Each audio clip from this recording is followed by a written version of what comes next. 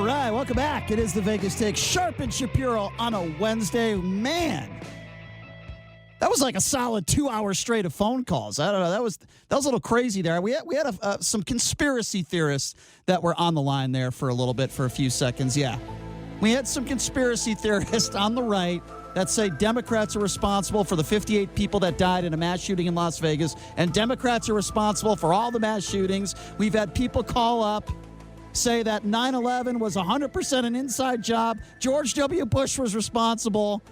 This is why we need red flag laws. I don't want morons like these people getting their hands on guns. Okay? By the way, Donald Trump is also a conspiracy theorist. I just thought I would add that in there. So joining us on the line right now, friend of the show. She does a fantastic job. She's a contributor to Playboy Magazine, also to the BBC. She had a great article that I read that came out in regards to the Corey Lewandowski fiasco that took place yesterday. Amee Vanderpool joining us. Amee, thank you so much for being here. How are you? Hi, how are you? I'm great. Thanks for having me. I'm doing okay. I just get a little bit frustrated when people call up and say that Democrats are responsible for all the mass shootings that are happening throughout the country. I don't really know how to handle people like that. How should I? Right. I don't know what to do. Well, first of all, I was listening to your intro, and I was thinking, oh, good. He got all the phone calls out of the way. I don't have to take any. Yay! How do you handle it? Well, the first thing you do is you realize that they're just mimicking the same pattern that Donald Trump uses with whataboutism. So it's sort of like an instinctual thing that they're doing, which is, you point the finger and you accuse the person accusing you of the thing you're really doing, of accusing them of doing it, so that you don't have to defend yourself and you don't have to answer any questions, and you can just turn the heat off of yourself. See, you're too smart. Just walk away. You're too smart. You're too smart for me. That was too smart of an explanation. No, you're right, though. I agree. Before we get to the Lewandowski stuff, and you wrote a great article about that, we'll talk about that. Kind of some of the news of the day. I wanted to get your thoughts on this. So Jimmy Carter, who is now 95 years old, our former president, says that at 80 years old, you should not be allowed to be the president of the United States. And he also acknowledges the fact that Biden and Sanders would turn 80 if they win office. What do you think about that? Well, typically, I think that, I don't like to ever limit anybody, because I like to sort of go through life with the whole the sky's the limit argument in every respect. But I think he has a point about this specific thing, in that the president needs to represent everybody. And it seems that when certain white men reach a certain age, they get really kind of constricted in who they're representing and who they're capable of representing. And I just don't know if Biden is able right now, or Bernie Sanders really, to represent a younger contingent. Now, that being said, I don't believe that we should enact any kind of law that actually restricts it. I think we should do what the Founding Fathers intended, which is leave it up to the electorate to make the decision for themselves. And I think you'll find that they will. I don't think those two men are going to make it through the primary process. I really don't. I'm kind of agreeing with you. Yeah. Yeah, we got to let that play out. We got to let the voters choose for themselves. I think it's perfectly fine for Carter to make that statement. That's what he thinks. I don't think it's okay to enact a law saying that we can't do it, and I think everybody should vote and choose for themselves. So at this point, you would predict that Elizabeth Warren wins Democratic nominee? I want her to.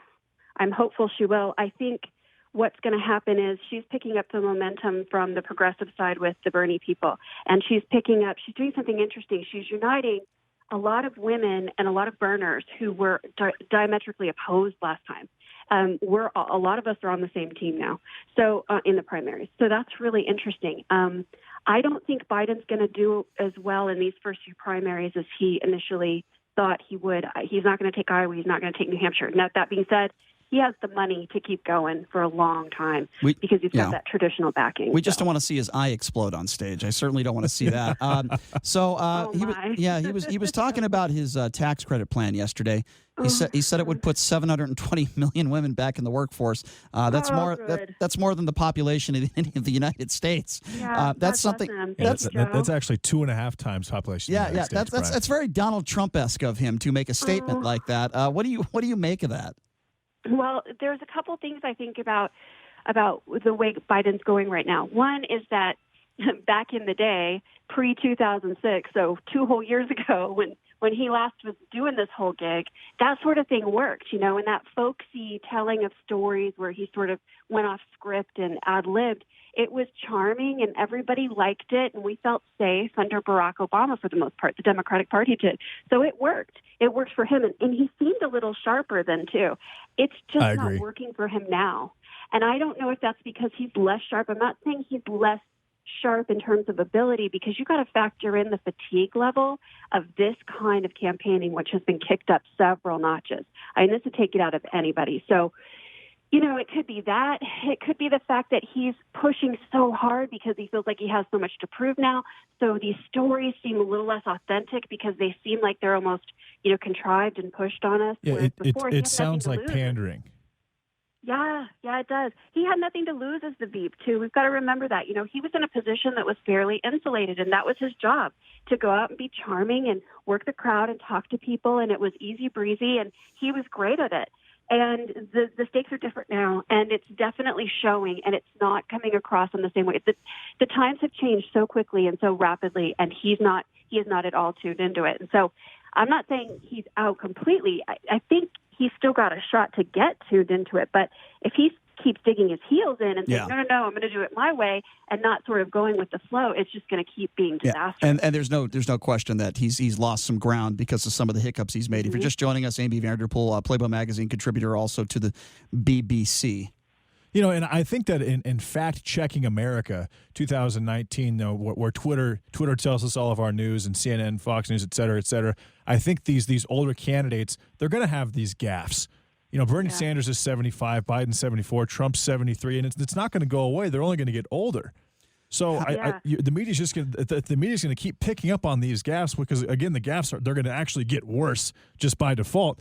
We're going to constantly be hearing about this every single day. But I think about what not what lies that these people are saying, but just how they're not telling what they're saying just isn't consistent. Okay, but I think there is a fine distinction, and Amy, you can tell me if you disagree or not on this. There's between a lie and a gaffe. And I think Joe Biden, I don't think he intentionally lies. For example, when he says that 720 million women will be put back in the workforce, obviously any logical person would say that's not a lie you're going to get away with. He made a mistake. Right. He made a gaffe. Whereas, Donald Trump seems to intentionally lie on a daily basis. The question is someone who makes consistent gaffes like that fit enough mentally to make serious decisions that affect 330 million people? That is.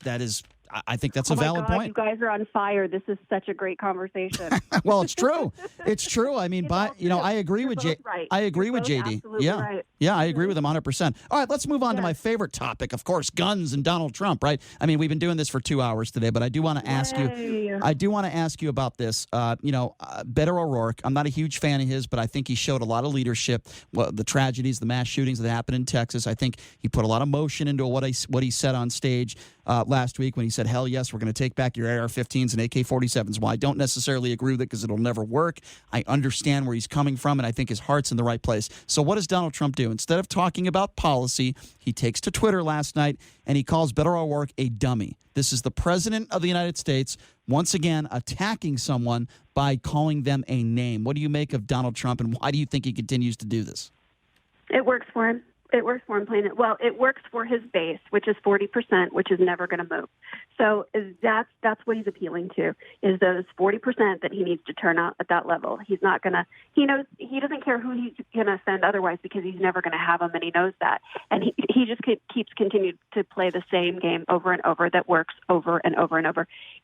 Every time he does it to another person, somebody does that same thing and says, I can't believe he just said it to this person. When is this going to end? It's never going to end until he's gone. It's just never going to end. It's who he is. Sadly, I agree with you. And he's had yes men around him and women around him his whole life. Which does not help at all. Yeah, no one's ever said, hey, you can't talk like that. You can't do this because they're afraid they're going to get fired. Just ask John Bolton how that worked out for him.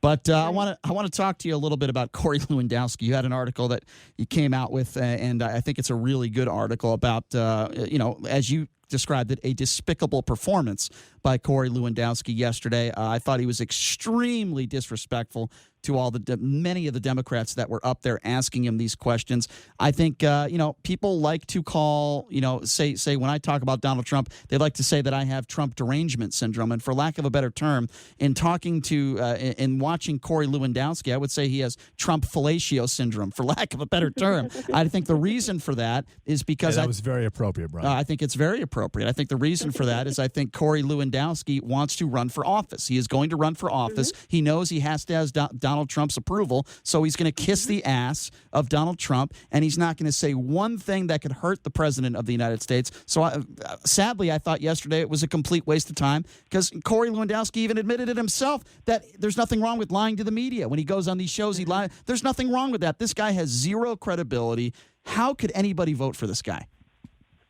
Well, you're asking the wrong little chicken that question. But here's the thing. Corey Lewandowski is completely, lock, stock, and barrel within the Trump philosophy of politics. He's trying to placate Trump because he's trying to get all of his voters.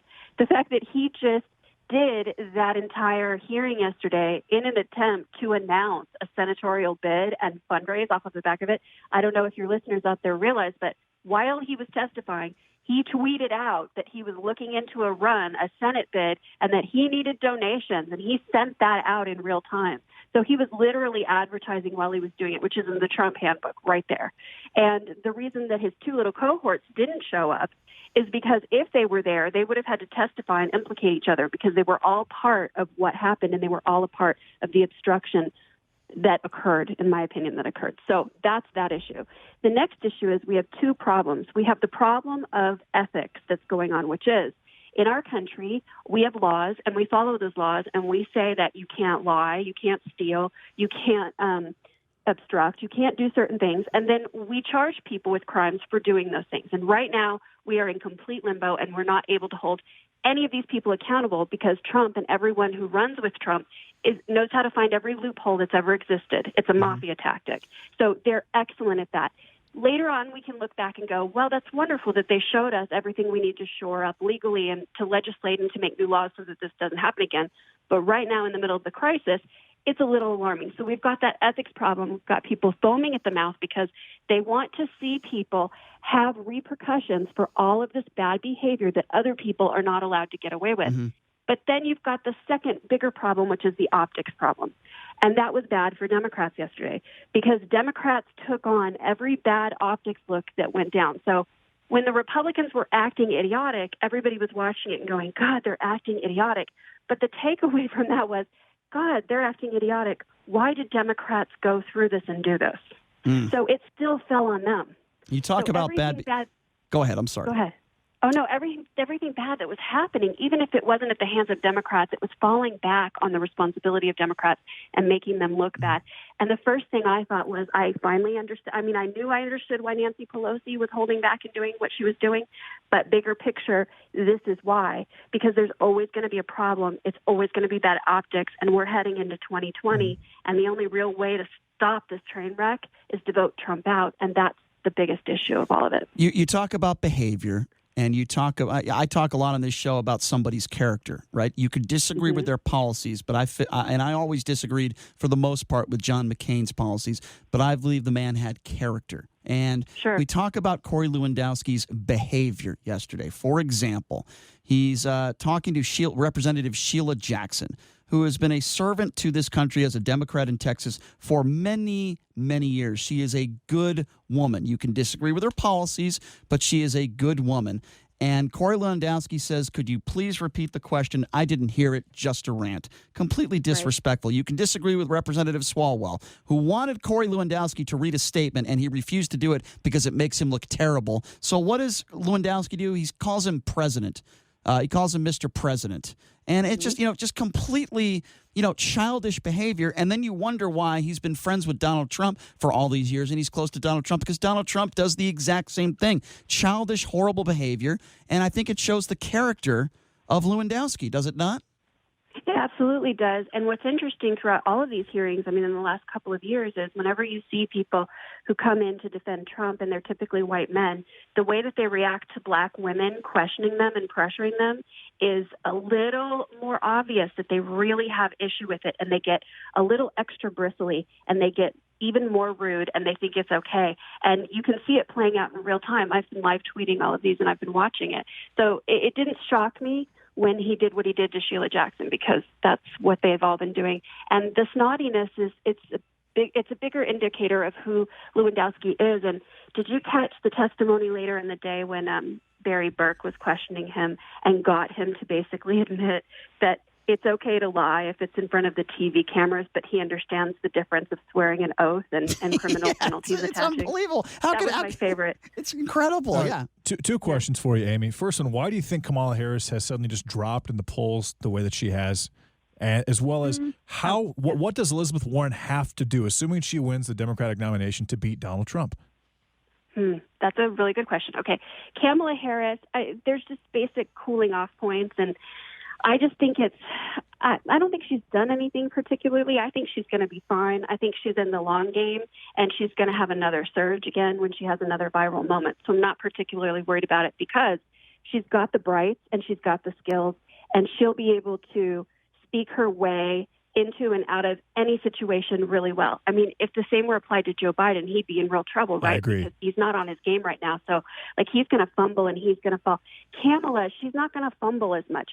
She's going to be solid. She just needs that other big viral hit to come, and it will. And it'll probably happen when she takes an early primary. I think she's still a really solid contender. Things are just a little quiet for her right now. With regard to Elizabeth Warren, what she needs to do to beat Trump is just be Elizabeth Warren, and that's the beauty of Elizabeth Warren. The fact that she's a woman, first of all, is going to drive him insane. That's going to be fun to watch. You're right about that. I agree. It's true. Yeah. No, you're right. The second thing is, there was an election in which a woman won the popular vote and should rightfully be president, and she was kept out of that Oval Office. And there's a debt coming due, and we need to pay that debt. And Elizabeth Warren satisfies that debt. And there's going to once the person, whoever the person is that is picked, there's going to be a huge surge of uniting against that, behind that person. And all of these problems are going to be fixed. And what you're going to be able to focus on is the fact that Trump's 40% is going nowhere, and it's going to get dogged by everybody who's willing to step up and vote this time. So that unification is going to come in behind everybody, and you're going to see that behind her. She's just so good on her feet, and she's a teacher. She's so good at explaining everything, and she really does have a plan that she's thought through. So she's never going to get stuck. Well, we're going to find out. Stuck on a stage. We're certainly going to find out. We're certainly going to find out very, very soon the answer to that question. And boy, it would be interesting to see her up there with Donald Trump. So, Amee, before we let you go, like I said, you wrote a great article labeled "Why Congressional Dems Won't Hold Lewandowski in Contempt." Why don't you tell people out there where we can find that article about you? Give out that social media information on how people can follow you. Sure. I write a newsletter called Shiro, and you can find it at shiro.substack.com. And I'm actually doing paid subscriptions this week. I'm doing my whole launch. It's a really big deal. I'm going professional. I'm going to actually start being a writer full-time. That's awesome. I'm moving from the law to being a writer. Yeah, I'm Congrats. So excited. It's a dream come true. So please go to shiro.substack.com. And you can sign up for a free subscription or paid, and you can support my work and just read what I have to say. Or you can check me out at girlsreallyrule.com. I love it. Or you can look up my name, Amee, A-M-E-E, Vanderpool, and just come over and say hi. And Amee, true or false, you are a descendant of Audrey Hepburn. I am. She's my ninth cousin. That's awesome. I love that. I love that little factual tidbit. Amee, you always do a great job. We appreciate it when you come on, and we hope we can have you on again real soon. Okay, thank you so much. Thanks, guys, it's always fun. Thank Appreciate you. Thanks a lot, Amee. There you go, Amee Vanderpool. Shiro, she writes for, of course, and a contributor to the BBC Playboy magazine. She knows her stuff. We always appreciate it when she comes on. We're going to have the Hollywood conservative, Mr. X, coming up here in a little bit. But when we come back, a fiasco that happened in the WNBA, and it involves the Las Vegas Aces. We'll explain coming up next. You're listening to The Vegas Take.